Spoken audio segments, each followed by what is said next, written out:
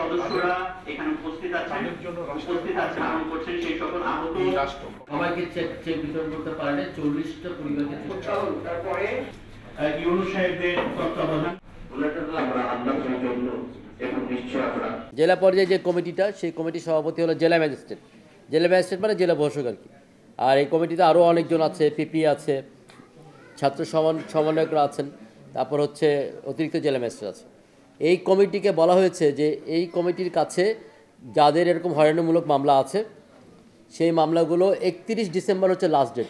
Last date কবে? 31 December. 31 ডিসেম্বরের মধ্যে এই কমিটির কাছে আবেদন করতে হবে মামলা প্রত্যাহারের জন্য।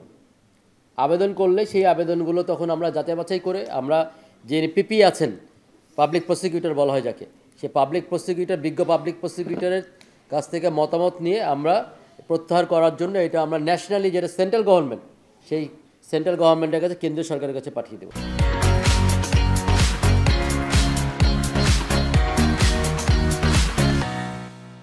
আমাদের নৈতিকতার অবক্ষয় হয়েছে, সেই বিষয়গুলোকে, সেই সমস্যাগুলোকে অ্যাড্রেস করে ঠিক করার চেষ্টা করছে। তার মধ্যে একটা কিন্তু পুলিশ সংস্কার কমিশন গঠন হয়েছে, যেটাতে পুলিশ সংস্কার কমিশন চিন্তা করছে যে পুলিশ বিভাগকে কিভাবে সুন্দর করে করা যায়, পুলিশ বিভাগ কীভাবে মানুষের বন্ধু হতে পারে, সবচেয়ে বড় বন্ধু হতে পারে।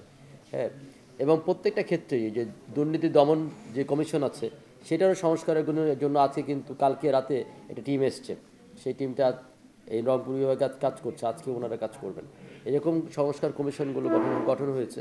এই সংস্কার কমিশনগুলো গঠন হওয়ার অর্থই হলো যে এগুলোর মাধ্যমে যেন আমরা একটা নতুন বাংলাদেশ, যে নতুন স্বাধীনতা আমাদের অর্জন হয়েছে, সেটার মাধ্যমে আমরা যেন সম্পৃক্ত হতে পারি এবং একটা সুন্দর বাংলাদেশ গড়ে তুলতে পারি।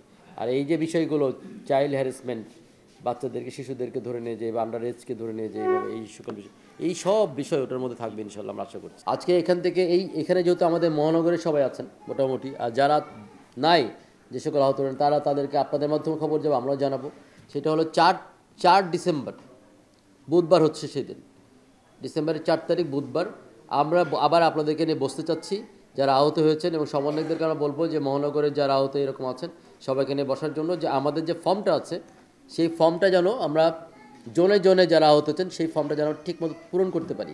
কারণ ওই ফর্মটাতে অনেক তথ্যের প্রয়োজন।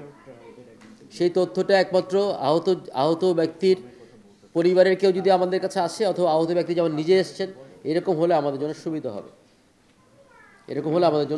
হবে, তো এইটা আমরা অনুরোধ জানাবো যে আমরা যেন 4 ডিসেম্বর আবার এরকম সকাল 11টায় বা সকাল 10টায় বসি, একটু সকাল বসি, যেহেতু ওই দিন কাজ একটু বেশি হবে, সকাল 10টায় বসতে পারি এখানে, তাহলে আমাদের হয়তো 2 ঘন্টা 3 ঘন্টার মধ্যে এটা সম্ভব হবে করা।